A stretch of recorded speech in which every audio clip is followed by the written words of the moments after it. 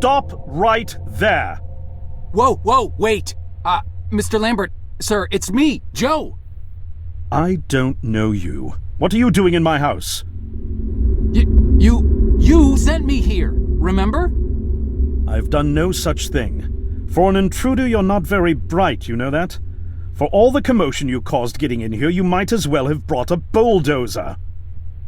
Now, you have exactly 5 seconds to explain what you're doing here, or so help me God, I'm pulling this trigger and sending you on your way. 5. I was sent here. 4. By you! 3. You told me to find you, to warn you about the end of the world. 2. You were old, with white hair, and you got shot. Oh, God, please don't shoot me, Mr. Lambert. This, you gave me this. It's an chrono. It's a time machine. I gave you that? Yes! I've never seen anything like it, but on the back, that's my family signet. I made this? It's simply magnificent. I gave this to you? Why? Who are you? Name's Joe, sir. I'm just a janitor at the Archon building. I found you in a room with a big, round door in the basement labs this morning, and you were dying.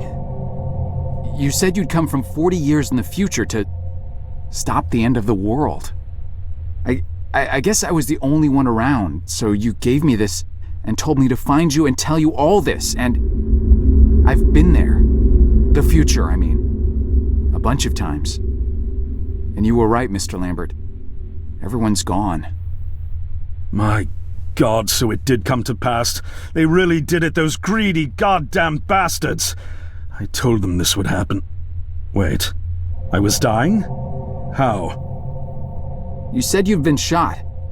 I had to actually find you at the morgue to get this address. Shot? By whom? No, wait. Don't say anything else. You succeeded in finding me, which means anything you tell me from this point on could alter the course of action that brought you to my doorstep. The less I know, the better. So, you've seen the future. What did you see? It's like a bad dream, sir. Everyone's gone. Buildings are coming apart. It's all just quiet. What happened, Mr. Lambert? It is Dr. Lambert. And considering all the effort you just went through to find me, Not to mention bearing witness to the horrific outcome of the biggest breakthrough in the history of science. I suppose I owe you some kind of explanation.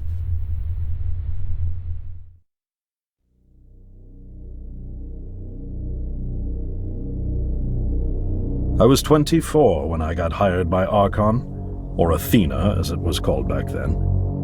Athena was one of the many weapons R&D companies formed during the Second World War. Unlike other R&D companies that had retooled themselves to pursue peacetime activities after the war, Athena had made enough money to continue chasing the next big thing in defense technologies. They were betting the farm on post-war Soviet expansion, raising the level of government paranoia to create a lucrative market for esoteric weapons research. I'd say they made the right bet. Still a theoretical physicist at MIT, my thesis on the possibility of time travel via dimensional membranes got published shortly after I was hired in 1961. Company heads were so impressed, they gave me a team and a budget. Development exceeded even my own expectations, and after only 6 years, we had the first primitive version of the time machine up and running.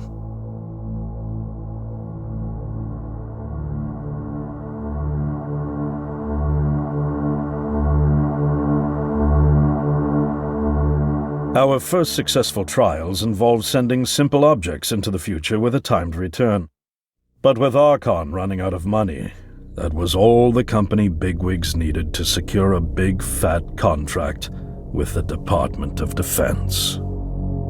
Apparently, we had sold them on the idea that the technology could be used to go back in time and strangle communism in its cradle. The reality, of course, was that it couldn't. Due to the laws of causality, you can't travel back in time beyond the point where time travel was invented. And sooner or later, we had to explain that to our benefactors.